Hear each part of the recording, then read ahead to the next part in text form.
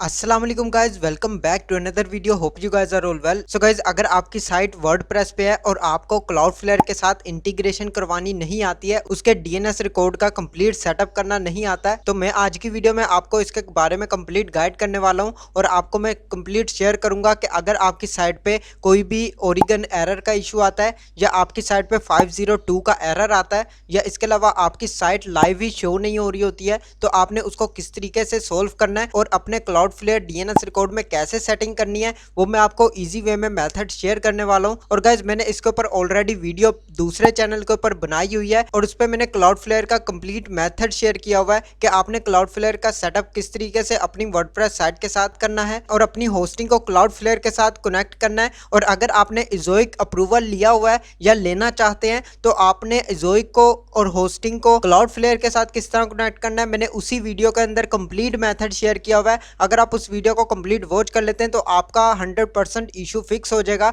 मैंने उसके अंदर डिटेल वाइज आपको कंप्लीट सेटअप शेयर किया हुआ है, तो आप उस वीडियो को वॉच कर सकते हैं। लिंक मैं आपको उसका डिस्क्रिप्शन में दे दूंगा, आप उस वीडियो को वॉच कर लें। और आज की वीडियो में मैं आपको इसी का मेथड इजी वे में शेयर करने वाला हूं, तो वीडियो को आपने लास्ट तक जरूर देखना है। और अगर आपने अभी तक वीडियो को लाइक नहीं किया तो जल्दी से कर लें और चैनल को सब्सक्राइब करके बेल नोटिफिकेशन को ऑन कर लें ताकि ऐसी ही अमेजिंग वीडियोस की नोटिफिकेशंस आपको मिलती रहें। सो गाइज, यहाँ पे आप देख सकते हैं मैंने ऑलरेडी क्लाउडफ्लेयर ओपन किया हुआ है, इसका मैंने ऑलरेडी सेटअप भी किया हुआ है और आपको जस्ट मैं यहाँ पे शेयर करूंगा और थोड़ी सी गाइडलाइन दूंगा कि आपने क्लाउडफ्लेयर के अंदर डीएनएस रिकॉर्ड का सेटअप कौन कौन सा करना है और उसके अंदर कौन कौन से रिकॉर्ड्स आपने ऐड कर लेने हैं। आपकी साइट लाइव हो जाएगी और आपका जो ओरिगन एरर का इशू है या 502 का या 520 का एरर आता है, आपको डिफरेंट एरर्स वगैरह आ जाते हैं। अगर आपकी साइट लाइव नहीं हो रही है तो आपके डीएनएस रिकॉर्ड के अंदर ही प्रॉब्लम है। तो आपने डीएनएस रिकॉर्ड को सबसे पहले चेक करना है कि आपके डीएनएस रिकॉर्ड में कोई भी रिकॉर्ड मिसिंग तो नहीं है। तो मैं आपको जो भी रिकॉर्ड्स बताऊंगा वही आपने चेक करने के आपके ये रिकॉर्ड्स कंप्लीट हुए हुए हैं,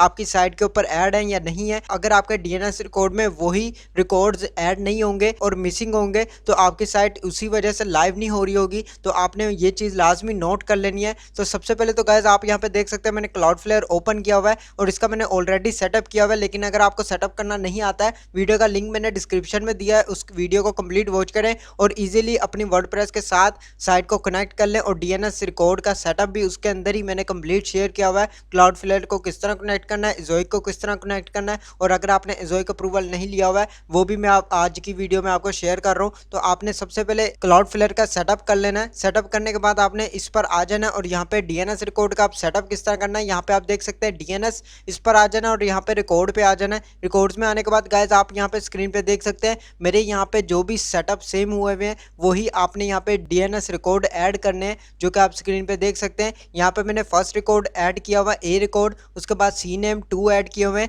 ये इजोइक के साथ कनेक्टेड है इसलिए यहाँ पे 2 सी नेम रिकॉर्ड ऐड है। अदरवाइज अगर आपके यहाँ पे इजोइक ऐड नहीं है तो आपने सिंपल क्या करना है, यहाँ से मैं इसको डिलीट कर देता हूँ आपको जस्ट दिखाने के लिए।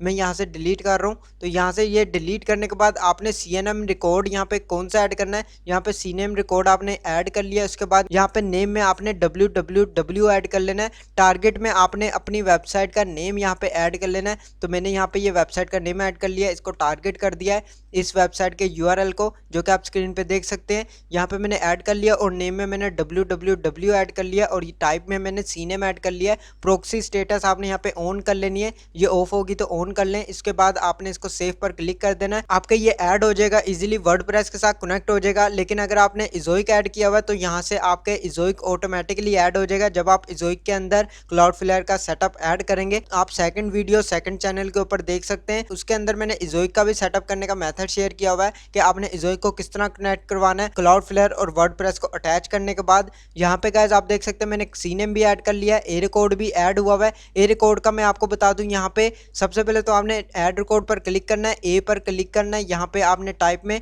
उसके बाद नेम के अंदर आपने @ ऑफ ऐड कर लेना है। IP एड्रेस आपको ये कहाँ से मिलेगा ये मैं आपको मेथड शेयर कर देता हूँ। यहाँ पे आपने अपनी होस्टिंग पर चले जाना है। होस्टिंग पर आने के बाद गाइज आप स्क्रॉल डाउन करेंगे, यहाँ आपको ऑप्शन मिल जाएगा एडवांस का, इस पर आपने क्लिक करना है और यहीं पर आपको ऑप्शन मिलेगा SSH असेस, जो भी आप ये स्क्रीन पे देख रहे हैं, इस पर आप जैसे क्लिक करेंगे तो यहाँ पे आपको गाइज फर्स्ट नंबर पे मिलेगा IP। ये IP आपने ऐड करना है, इसको आपने सिंपल कॉपी करना है। कॉपी करने के बाद वापस आप क्लाउडफ्लेयर प्लेयर में आएंगे और यहाँ पे आपने ये आईपी जो है यहाँ पे पेस्ट कर देना और सेव पर क्लिक कर देना। मेरे यहाँ पे ऑलरेडी ऐड हुआ है जो कि आप स्क्रीन पे देख सकते हैं, और प्रॉक्सी आपने इसकी ऑन रखनी है जो कि मेरे भी यहाँ पे ऑन है। इसके बाद ये MX रिकॉर्ड 2 आपको यहाँ पे मिलेंगे, उसके बाद NS रिकॉर्ड 2 मिलेंगे। ये जो NS रिकॉर्ड है ये आपको कहाँ से लेने हैं, ये आपकी होस्टिंग के NS रिकॉर्ड होते हैं। तो ये आपने वापस अपने होस्टिंग पर चले जाना है और यहाँ स्क्रॉल डाउन करेंगे तो आपको यहाँ पे मिलेगा DNS जोन एडिटर, इस पर आपने क्लिक करना है। जैसे आप इस पर क्लिक करेंगे तो यहाँ पे आपने स्क्रॉल डाउन करना है और यहाँ पे आपको NS रिकॉर्ड मिल जाएगा जो कि नेम सर्वर होता है आपकी होस्टिंग का। तो यहाँ से आपने देख लेना आपके होस्टिंग का जो नेम सर्वर है वो कौन कौन से हैं। आपने सिंपल क्या करना है, यहाँ पे 2 रिकॉर्ड बनाने हैं NS के नाम से, यहाँ पे आप देख सकते हैं नेम सर्वर, इसके नाम से आपने बनाने हैं। उसके बाद नेम में आपने @ लगा लेना है और नेम सर्वर में आपने इन दोनों को यहाँ पे ऐड कर लेना है। ये नेम सर्वर आप देख रहे हैं ये आपको होस्टिंग के अंदर मिल जाएंगे।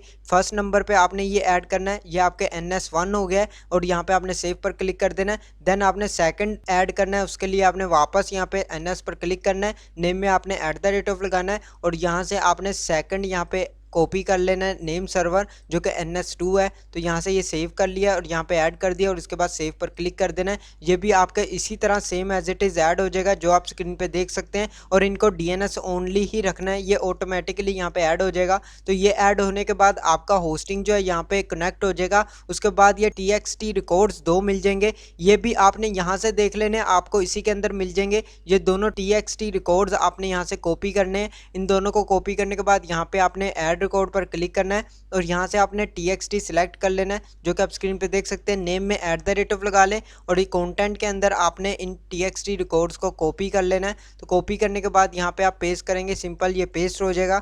तो इसी तरह ये आपने सेटअप कर लेना और सेव पर क्लिक कर लेना है। Same as it is setup complete होने जरूरी है। ये सब आपके जैसे कंप्लीट हो जाएंगे आपकी साइट यहाँ पे लाइव हो जाएगी। तो ये सिंपल सा मेथड होता है, इसको आपने फॉलो कर लेना है। आपको मैंने यहाँ पे मेथड जो है कंप्लीट गाइड कर दिया हुआ है। इसी तरह आपने ये सेटअप कंप्लीट कर लेना है, आपकी साइट यहाँ पे लाइव हो जाएगी। और आपका जो ओरिगन एरर का इशू आता है या फिर आपकी साइट पे 502 का एरर आ रहा होता है तो वो इसी वजह से फिक्स होता है। आपने सेम एज इट इज यहाँ पे सेटअप अपना कंप्लीट कर लेना है। जैसे ही आप इसका setup same as it is complete करेंगे आपकी साइट लाइव हो जाएगी और आपका जो भी इशू है वो क्लियर हो जाएगा। तो इसी तरीके से आपने क्लाउडफ्लेयर का सेटअप करना होता है DNS रिकॉर्ड का, और उसके बाद जो क्लाउडफ्लेयर का नेम सर्वर है ये दोनों नेम सर्वर आपने अपने डोमेन प्रोवाइडर के अंदर जाके यहाँ पे नेम सर्वर में ऐड करने होते हैं जो कि आप स्क्रीन पे देख सकते हैं। ये नेम सर्वर में ऑलरेडी ऐड है, तो इन दोनों को आपने यहाँ पे ऐड कर लेना होता है। यहाँ पे आप चेंज पर क्लिक करेंगे, चेंज पर क्लिक करने के बाद यहाँ पे आपको enter my own name server पर क्लिक करना है और यहाँ पे आपने अपने दोनों नेम सर्वर ऐड कर लेने और सेव पर क्लिक कर देना है।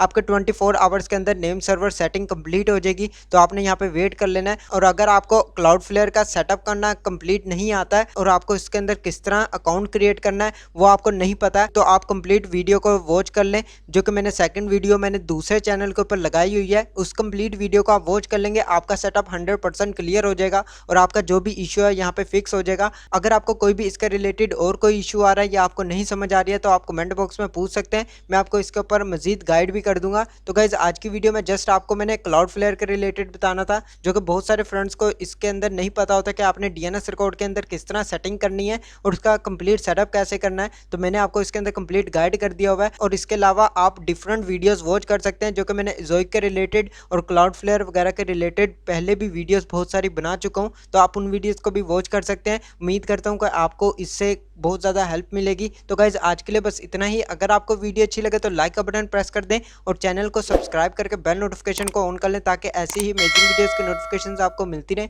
मैं मिलता हूँ आपको नेक्स्ट वीडियो में नेक्स्ट टॉपिक के साथ। अल्लाह हाफिज़।